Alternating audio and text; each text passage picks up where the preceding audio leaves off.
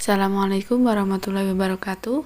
Di sini saya Fikri Nur Azizah, NIM 202101010041 akan menjelaskan tentang pengertian strategi pembelajaran. Pengertian strategi pembelajaran secara umum adalah suatu rencana dan cara mengajar yang akan dilakukan guru dengan menetapkan langkah-langkah utama mengajar sesuai dengan tujuan pengajaran yang akan dicapai dan telah digariskan. Pentingnya strategi pembelajaran adalah untuk menentukan semua langkah dan kegiatan yang perlu dilakukan sehingga dapat memberi pengalaman belajar kepada peserta didik.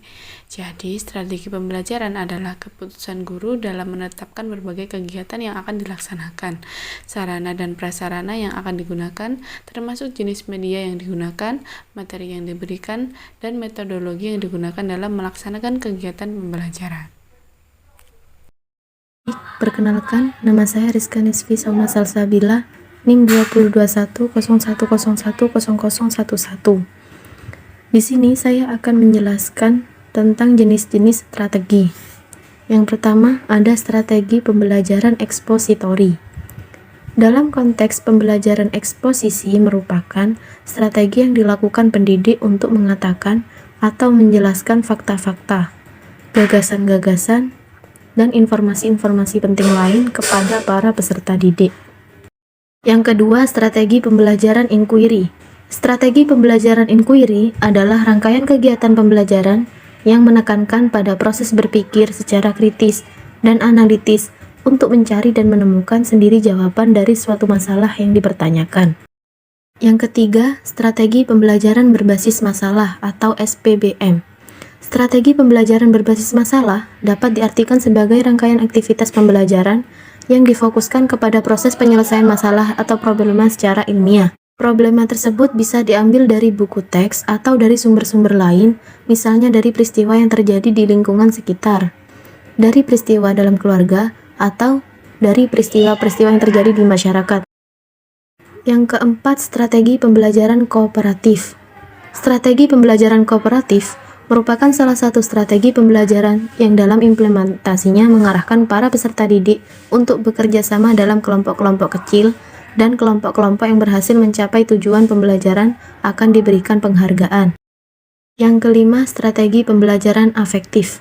Strategi pembelajaran afektif adalah rangkaian kegiatan pembelajaran yang menekankan pada pembentukan sikap yang positif pada diri peserta didik. Strategi pembelajaran afektif pada umumnya menghadapkan peserta didik pada situasi yang mengandung konflik atau situasi yang problematis. Yang terakhir, strategi pembelajaran kontekstual.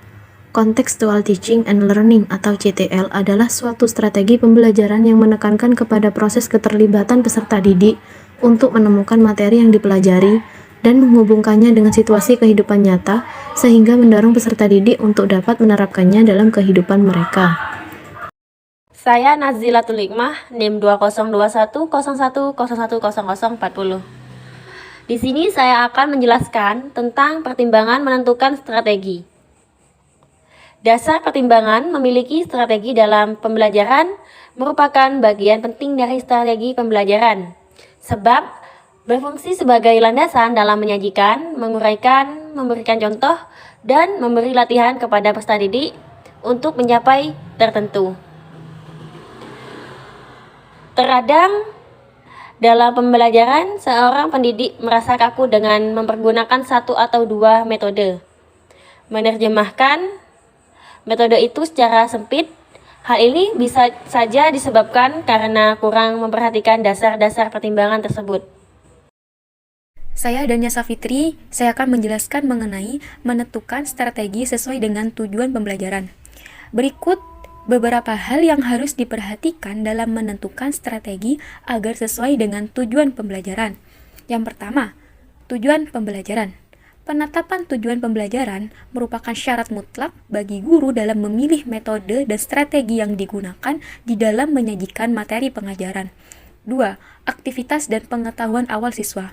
Pada awal sebelum guru masuk ke kelas, memberi materi pengajaran kepada siswa, ada tugas guru yang tidak boleh dilupakan adalah untuk mengetahui pengetahuan awal siswa.